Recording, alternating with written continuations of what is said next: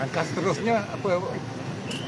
Langkah seterusnya lepas dapat polis. Kita tunggu Najib dan pada masa yang sama polis sudah menetapkan untuk mengambil pernyataan daripada yang membuat laporan. So ini dan Akan tak sampai MP Kota Belud kena kepung sampai keluar. Okey, silakan. Bagi saya tindakan itu tindakan tidak wajar daripada pihak speaker, memandangkan kita tahu bahawa ini bukan isu Sabtudis sebab ia tidak dibicarakan di Malaysia. Saya Hassan, Ketua Camat Kuasa bersama-sama dengan Ahli Jawatankuasa Keadilan Titiwangsa telah membuat laporan polis di Balai Polis Pudu pagi tadi. Perjuangkanlah kedaulatan Sabah ni daripada Kesultanan Sulu. Ni soal penting lah tentang negara kita. Jadi kita minta Parlimen luluskan untuk Kota Belud bahaskan perkara ni. Jangan sampai sampai 3 kali usul minta dibahas tapi ditolak.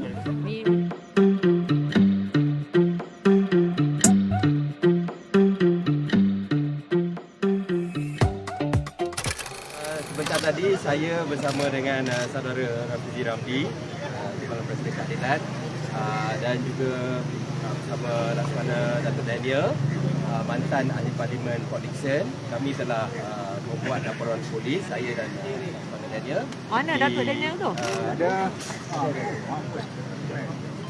So kita dah buat laporan polis tentang kecuaian Datuk Seri Najib sewaktu menjadi Perdana Menteri sehingga mendedahkan negara kita kepada tuntutan waris Kesultanan Sulu. Jadi laporan polis itu sebagaimana yang ada ikut format yang telah dibuat oleh saudara Rafizi di dalam Facebook dia. Okay. total berapa dekat nationwide? Kita tak apa nama ni track sangatlah, tapi dalam WhatsApp group siap cabang-cabang bagi masa.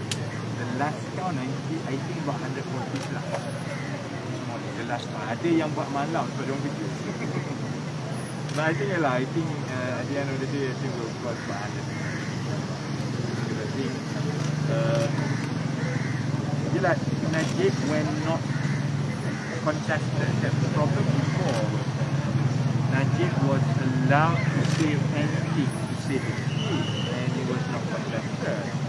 So dalam isu tuntutan Sulu, dia nampak jelas yang dia cepat-cepat cuba mengalihkan pandangan dan dia menyalahkan semua orang. Sedangkan masalah itu diwarisi oleh 3 Perdana Menteri sekarang, daripada Tun Mahathir, kemudian Datuk Seri Safi dan lepas Perdana Menteri akan diwarisi. Dia bermula daripada keputusan dia. Whatever decision that was made, whether to stop payment back to the Ministry, that was the prerogative of the administration then. But something as important as this, when you decide to make a decision, by right, as the Prime Minister then, he should have known that it would have invited some kind of legal challenge. I'm sure you would have even all meeting. The fact that perhaps there was no preemptive step taken to manage the litigation. We don't know, for example, bila Najib dapat notis yang pertama 2 November 2017, whether anything was attended to tidak.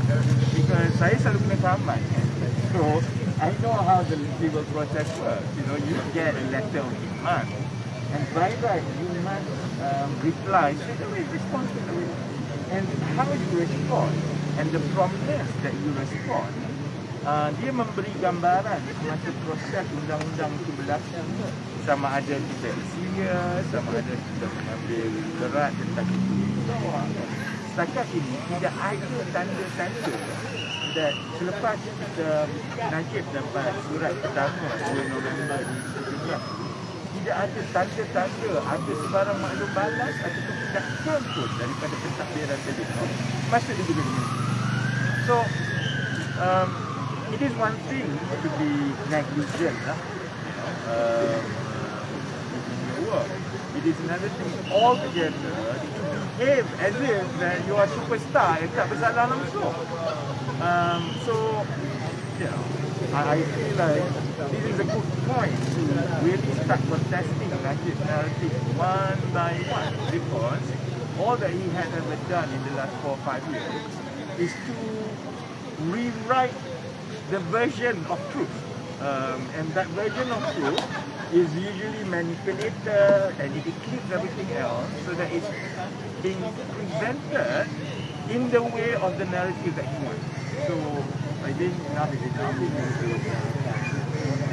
Dan saya harap, bila dia jadi satu tindakan di bawah, dia hoping juga bukan saja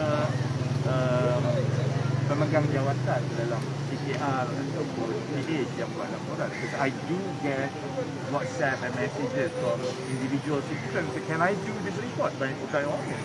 It's good to advocate that as many citizens as possible. If you feel strongly about Najib going around telling lies, then there is an avenue in this case to exercise your constitutional right and go and make a police report and see whether this continues in other issues. I think the main problem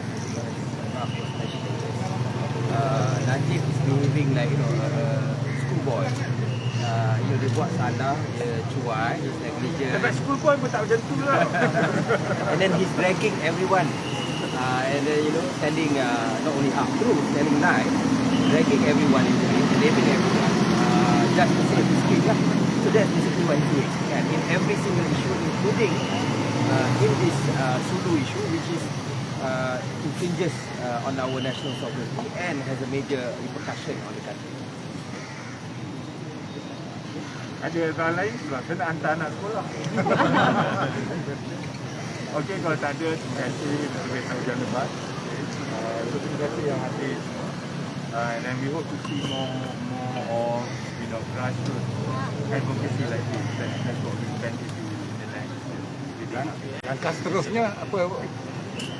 Langkah seterusnya lepas Pak Polis. Kita tunggu Najib dan pada masa yang sama polis sudah menetapkan untuk mengambil kenyataan daripada yang membuat laporan. So ini Daniel silakan cuba dengan bawah.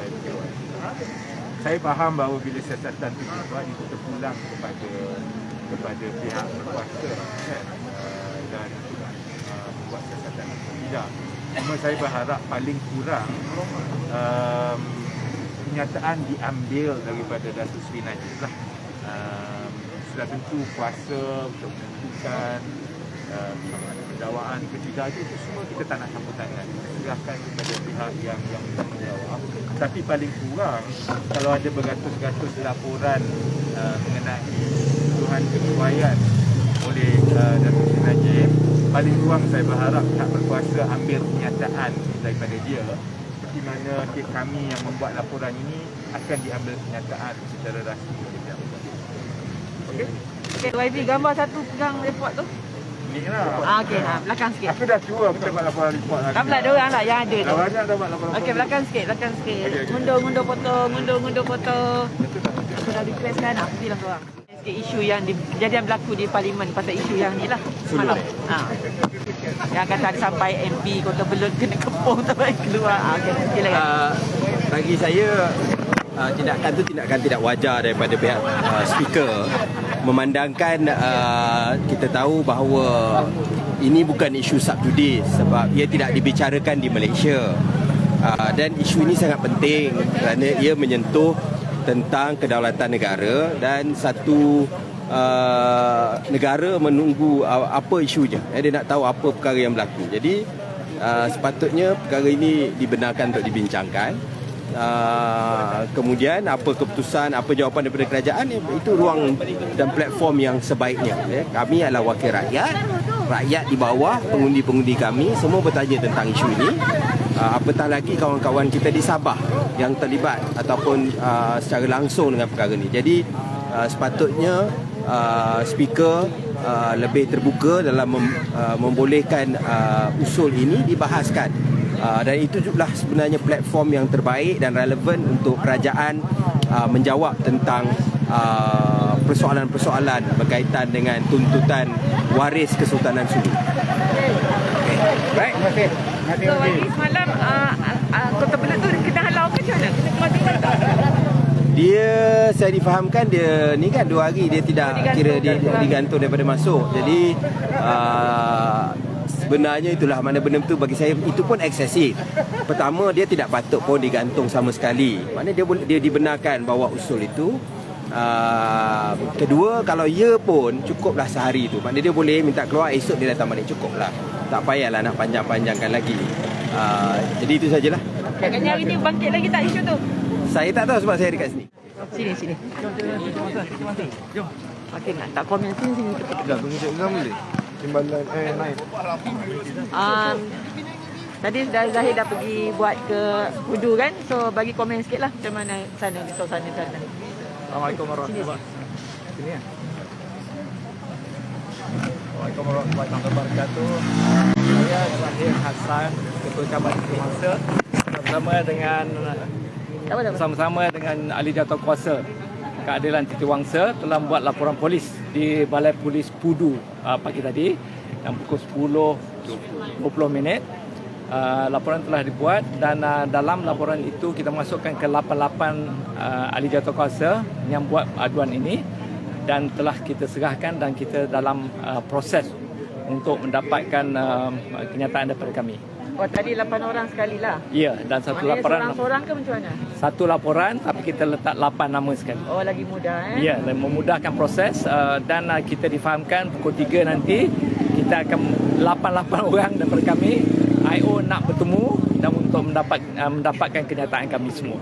Yang buat laporan tu akan dipanggil jam 3 petang. 3 petang nanti, di Balai Pudu tu lah? Ya, Balai Pudu. Okey, itu dia sikit komen daripada Ketua Cabang Setiawangsa. Okey, terima kasih Ketua Zahir.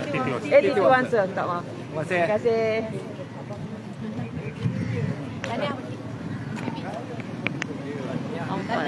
Tahniah. Puan Amfal tak dapat ke masuk buat report lagi ni?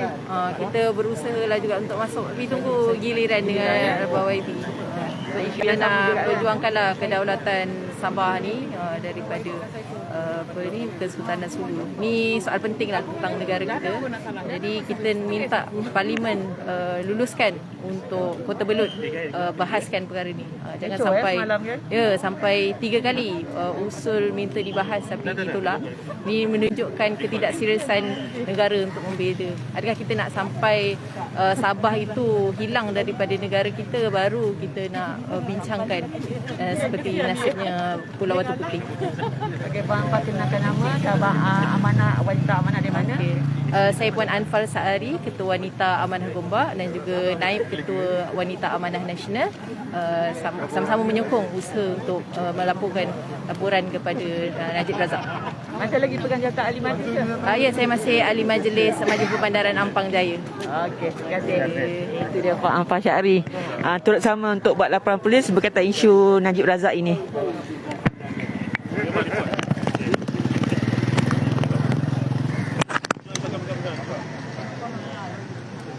Dia yang dah buat report di Balai Polis Pudu.